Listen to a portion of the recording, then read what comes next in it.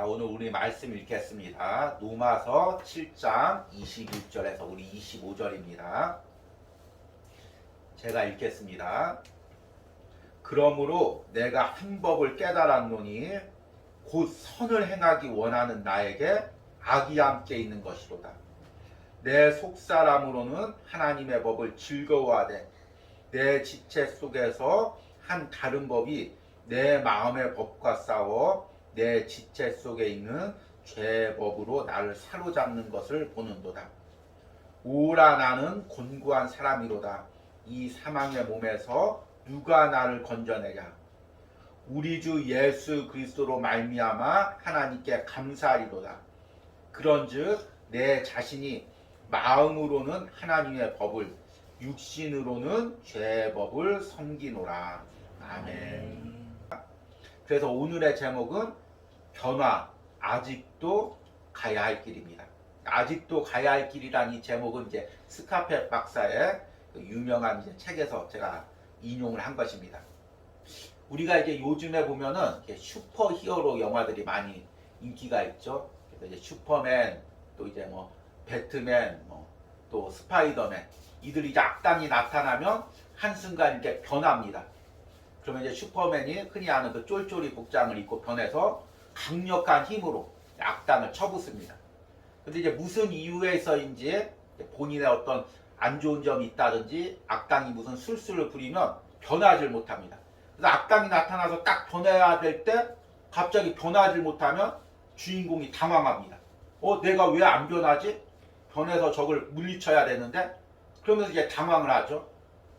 그런데 우리 신앙에서도 이와 똑같은 일이 일어납니다.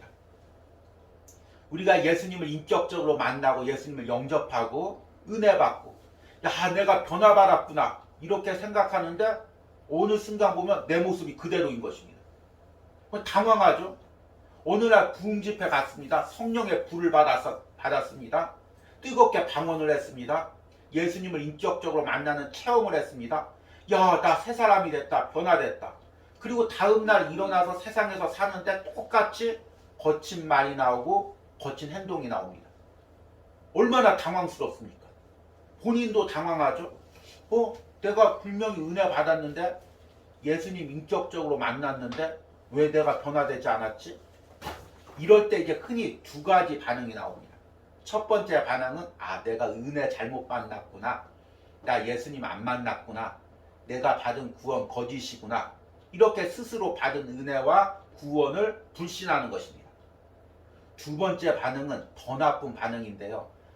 원래 은혜 받아도 사람은 안 바뀌는 건가 보구나. 그래서 예배 때는 거룩한 척하고 세상에 나가서는 내 모습 그대로 살아도 되는 거구나. 이렇게 은연중에 생각하는 사람이 의외로 많다는 것입니다. 이게 만약에 이제 이런 생각을 하는 사람이 종교 지도자였으면 이제 그때는 더 심각해지는 거죠. 내가 사람들 앞에서는 거룩한 척하고 세상에서는 내 욕심 챙기고 내 욕망 챙겨도 되는구나. 그래서 이제 뉴스에서 나오는 그런 이제 타락한 종교 지도자들의 뉴스가 나오는 것입니다. 왜냐하면 예수님 믿는 거하고 변화받는 거하고 다른 것이라고 생각하기 때문입니다. 그런데 우리가 꼭 깨달아야 될 것이 있습니다. 구원은 내가 예수님을 인격적으로 만나서 성령님께서 내 안에 오셔서 예수님이 내 안에 자리 잡으면 한순간에 일어나는 것입니다. 그런데 변화는 평생토록 내가 예수님 닮아가기 위해서 내 안에 죄와 싸우면서 나아가는 과정입니다. 그래서 이 과정을 포기하면 우리가 구원을 받았을 때 구원은 받았지. 그런데 삶은 예수님께 영광 돌리지 못하는 죄된 삶을 살고 구원을, 복음을, 전도의 길을 막는 그런 삶을 사는 것입니다. 그렇기 때문에 우리가 그리스도인으로 산다는 것은 구원을 받고 동시에 예수님을 닮아가는 변화의 삶을 사는 것입니다. 이게 복음에서 이야기하는 핵심이죠. 이제 오늘 이 변화에 대한 말씀을 마무리하면서 이 로마서의 말씀으로 이제 마무리를 하는데요. 이 로마서 우리가 읽은 7장에서는 바울이 한 가지 의문으로 시작됩니다. 의문을 가지고 있습니다. 왜 우리 유대인들이 그렇게 하나님을 잘 믿고 율법을 잘 지키는데 왜 사람들이 변화되지 않을까? 왜 똑같이 하나님께 악을 행하고 외식을 행하고 사람이 변화되지 않고 하나 예수님을 오히려 십자가에 못 박는 그런 일들을 했을까? 이게 바울의 평생 동안 따라다녔던 의문인 것입니다. 분명히 율법은 선한 것이고 율법은 하나님이 주신 것이고 또 우리가 예수님 믿고도 구약의 율법의 말씀을 믿고 또 그 말씀대로 행하려고 노력하는데 왜 율법을 지키려고 하면 할수록 사람이 악해지느냐는 것입니다. 이것은 우리가 현대도 똑같이 적용됩니다.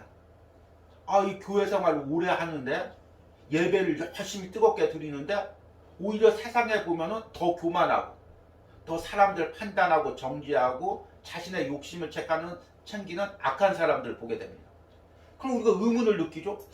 저 사람 분명히 예수님 잘 믿는데 예배 뜨겁게 드리는데 왜 변화되지 않지? 이 의문이 생긴 것입니다. 로마서 7장은 바로 바울이 그런 의문으로 시작합니다. 율법이 죄냐? 왜냐하면 율법을 지킬수록 사람이 악해지니까 그 율법이 죄냐? 그런데 율법이 죄가 아니라는 것입니다. 하나님이 주신 것이라는 것입니다. 그런데 왜 율법을 지키면 악해지느냐는 것입니다. 거기에 대한 대답이 바로 오늘 읽은 말씀 로마서 7장 21절에 나옵니다. 그러므로 내가 한 법을 깨달았노니 곧 선을 행하기 원하는 나에게 악이 함께 있는 것이로다. 바울의 평생의 의문에 대한 성령님께서 주신 해답이 로마서 7장 21절에 나와 있습니다. 왜 율법을 지키면 오히려 신앙생활 할 때 우리가 악으로 빠지는 걸까? 그런데 21절에 그러므로 내가 한 법을 깨달았노니 법이라는 거 하나의 법칙이죠. 원리죠. 사람들이 만들어 놓은 법칙이 아니라 이 세상에 영적인 변하지 않는 법칙이 있다는 것입니다. 그게 뭐냐면 선을 행하기를 원하는 내게, 선한 마음이 있는 내게, 하나님을 닮기를 원하는 내게, 하나님의 뜻대로 행하기를 원하는 내게 악이 함께 있는 것이로다. 죄가 함께 있다는 거죠. 사실은 우리 그리스도인들이 타락하는 이유가 바로 이것을 놓쳐버렸기 때문입니다. 우리 흔히 복음 이야기하면 예수님 믿고 구원받으면 끝이지 무슨 복음을 어렵게 설명해. 그런데 이거는 아주 복음을 얇게 아는 것입니다. 예수님 믿고 구원받으면 끝. 복음에는 구원받고 끝나는 것이 아니라 내가 예수를 믿으면 구원을 받으면 그 다음부터 내 안에 있는 깊숙한 죄를 발견하고 그 죄와 치열하게 싸우면서 예수님 닮아가는 그 과정이 있는 것입니다. 그런데 그 가운데서 이 죄가 얼마나 교묘하게 우리를 무너뜨리는지 모릅니다. 그것을 영적인 눈으로, 복음의 눈으로 발견하고 그 죄의 치열하고 잔인한 습성을 발견하고 그것과 싸워 나가는 것. 그것이 바로 복음의 깊이를 체험하는 그런 은혜인 것입니다. 우리 주보 뒷면에 제가 로마서 7장 8절에서 11절 말씀을 제가 적어 놨습니다. 그러나 율법에 대한 이야기죠. 왜 율법을 지키는데 왜 사람이 악해지는가?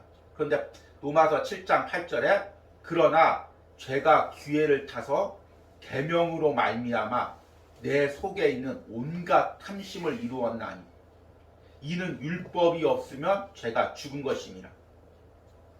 9절에 전에 율법을 깨닫지 못할 때는 내가 살았더니 계명이 이름에 죄는 살아나고 나는 죽었도다.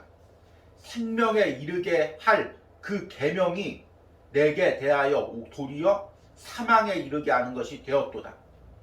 죄가 기회를 타서 계명으로 말미암아 나를 속이고 그것으로 나를 죽였노니라. 아멘. 오늘 말씀에 기회를 타서라는 말이 계속해서 나옵니다. 헬러의 아포르멘이라는 단어인데 이거는 뭐냐면 작전 기지를 만든다는 것입니다.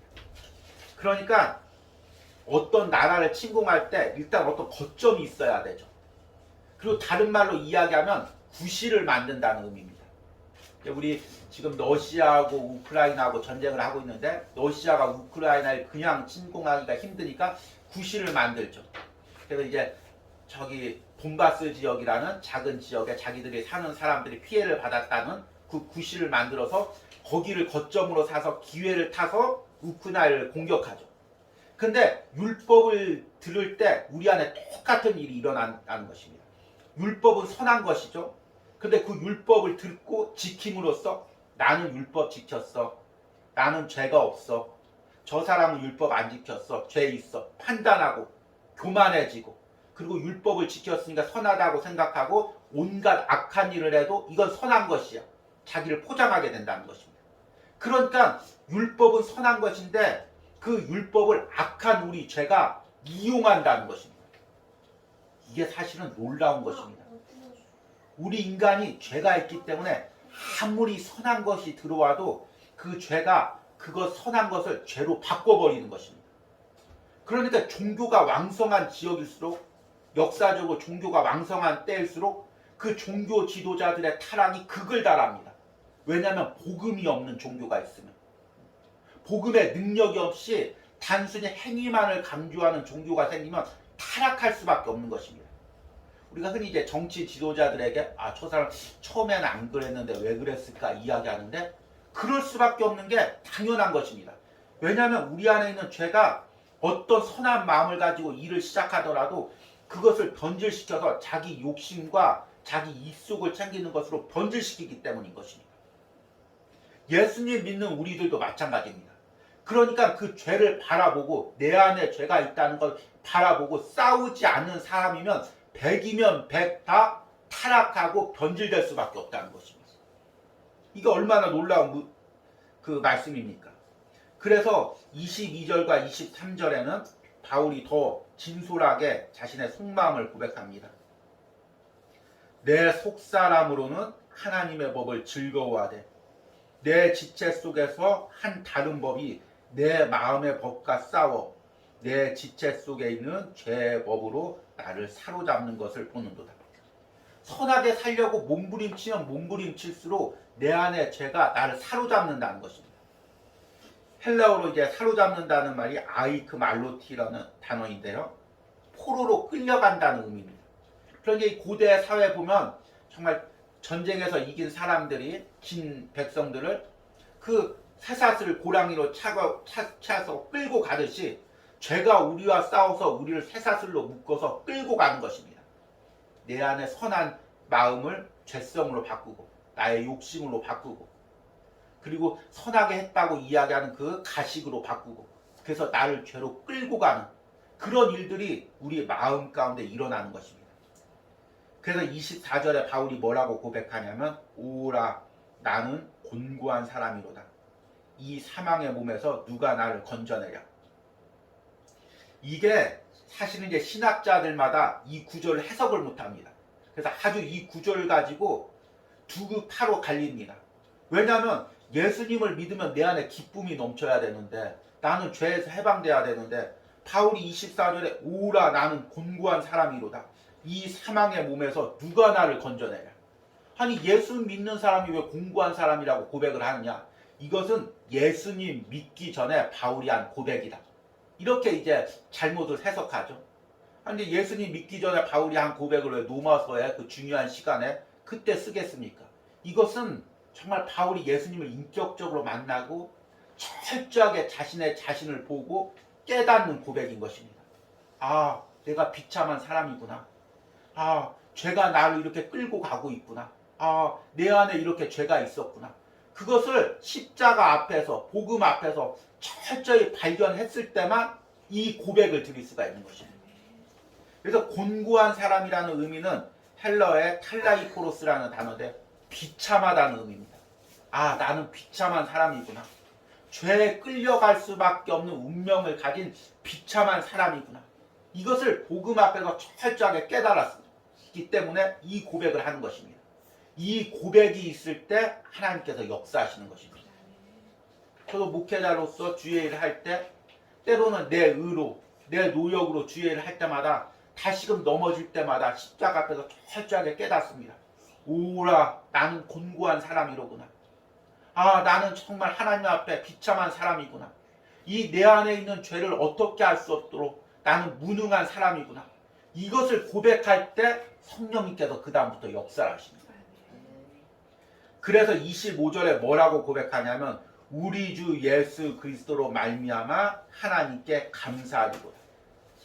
방금 바로 비참한 사람이라고 이야기했는데 바로 25절에 우리 주 예수 그리스도로 말미암아 하나님께 감사하리로다. 내가 비참한 사람임을 깨달을 때, 죄에 끌려갈 수밖에 없는 연약한 존재임을 깨달았을 때, 그것을 고백했을 때 하나님의 역사가 일어난다는 것이에요. 내 힘으로, 우리가 왜 죄와 싸워서 패배하냐면 내 힘으로 싸우려고 하기 때문입니다. 내가 율법을 지키면서, 내가 선한 행동을 하면서, 내가 겉모습만 번지르만 예배를 드리면서, 아, 나는 이렇게 했지, 난 이렇게 예배 드렸지, 난 이렇게 하나님 말씀 지켰지, 이렇게 물질 드렸지, 내 의가 쌓여가면서 죄로 넘어질 수밖에 없다는 것입니다.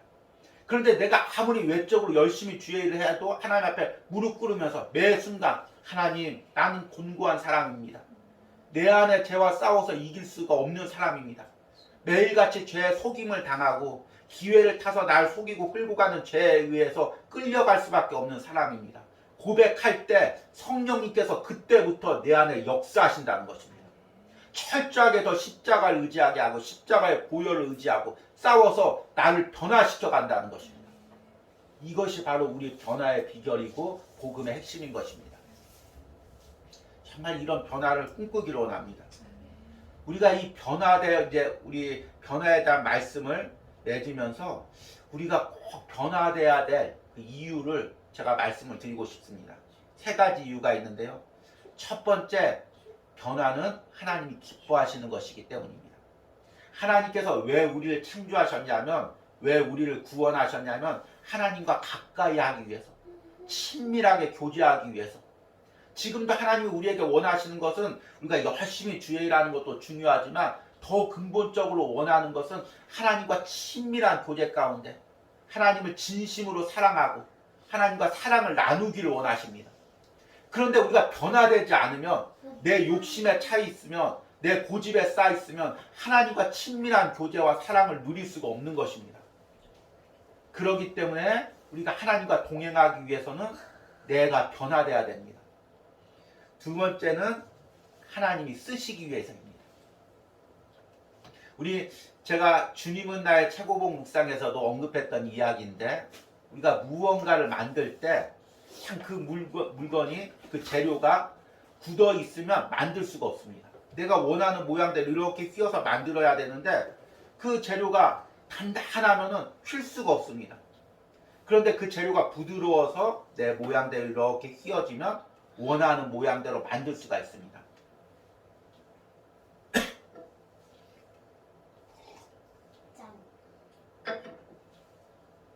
하나님도 마찬가지죠. 하나님도 마찬가지십니다.